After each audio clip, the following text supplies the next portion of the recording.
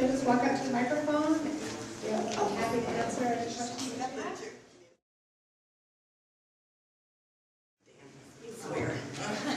The biggest thing we're doing is looking at alternative funding sources, but specifically doing more events.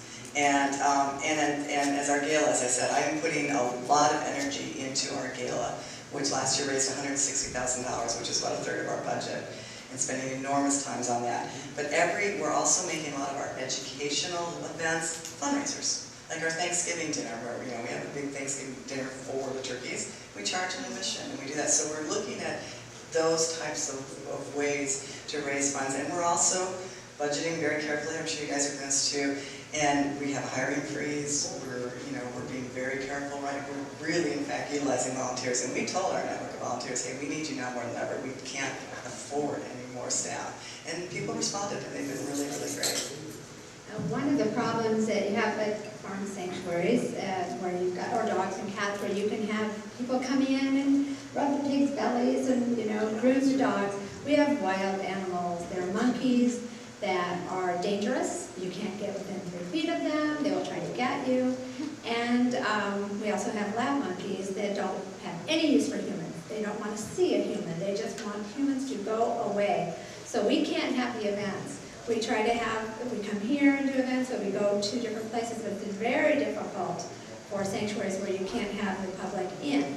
And so it's a real struggle. We're trying right now, we're working on Facebook and some of the social media things, trying to get, I'm just thinking numbers, trying to do more. Our donors, thank God, are the best. I mean, they are just doing so much that they know how hard it is right now. Foundations are the ones who they've lost all their money, and there are no grants hardly at all now. So we're dependent totally on individual donors. So we're really thanking them all the time and touching base with them. Even if they can't come, most of our donors will never meet a monkey. But we want them to feel connected by having videos on Facebook or our website and writing to them and calling them and making them feel so important, because they are so important. They keep us going. So that's one of the things that we're trying to do now, is more of that. And I've noticed we've been really blessed that there are donations coming in that didn't come in before. Because people who truly care about animals know they're having a tough time right now. So that's one of the benefits too, is keeping people connected with the fact that the animals are going to hurt in a recession time. And at our sanctuary, we don't hold events and have people come in, because especially animals that have come from cruelty cases, a lot of those dogs don't want to see people either. And our dogs are kept in groups according to personality, size, behavior. And Penny, everybody say hi to Penny. She came from our sanctuary. My friend Judy Jones adopted her. But you cannot just have people come in when you have dog groupings. Has anybody heard of pack mentality? Okay. You know what happens when little voices come? The dogs want to eat the little voice, and they can't get to it, and they'll fight each other. So you have to have a constant supervision. And you know what? You don't let the children rub the pig's stomach either, because you know what? When they go to put an apple in that pig's mouth and they lose like 3 fingers, now you have to be really, really, really careful when you have animals, that you protect them from the people even more than the people from them, because should one of those animals harm somebody, that animal is now in jeopardy too. Basically, we're letting people know that times are tough, but good people get in there and give whatever they can, and we do too.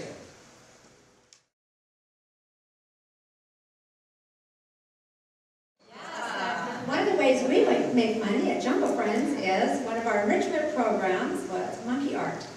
And we put paint on canvas and hold it up to the monkeys. You always know who wants to paint. They're, screaming about paint, smearing paint all over. And they all have particular colors that they like. You'll have a canvas full of colors, and they're only painting on the red. And they're like turning it. Come on, it's right here.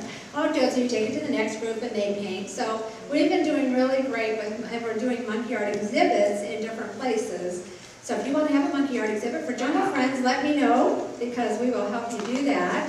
That's one of the big things that we've been able to do. I have a question mainly for Kerry. There's a terribly unfair distribution of funds because of the obsession that people and foundations have with chimpanzees. And I should put all my gibbons in chimp suits, Kerry should put all the South American monkeys in chimp suits. The only other sanctuary that seems to be hanging on is Mindy's memory for macaques. But when you look at the amount of chimps in the pet sphere, there's about 200, including the breeders and the chimps. In the vivisection labs, there's about 55,000 monkeys. And we need space for these guys so they can have a life afterwards. But then you see, Kerry is jammed between two multi-million-dollar sanctuaries funded by a double billionaire, and yet she never complains. I don't know why, that's how she can continue when she sees money showered at chimps. And then we have a gorilla place with one gorilla, we have another gorilla place that's now starting begging with 2 gorillas. And, you know, these monkey places, if you support them, no rich people, do try to steer your funds to the monkeys, because they are the ones that most need your funding. And remember the gibbons too, because they are considered monkeys just because they're not really big. But I applaud Kerry's work and her cheerful attitude in spite of her wealthy neighbours.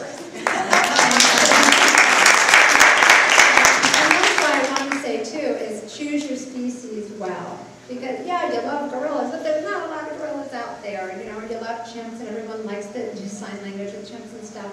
There's not a lot of them out there. There are tens of thousands of monkeys in research every year being imported in.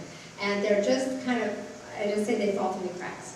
You know, so we really desperately need more funding, of course, for the monkeys and more sanctuaries. There are so many monkeys that really are desperate for a safe. Looks like our time is up, but come to our booth at the exhibit hall and see you can get some original monkey art for only $10. So that's one of the things that we're doing. So you have to be really inventive with some of your fundraising strategies. Thank you very much.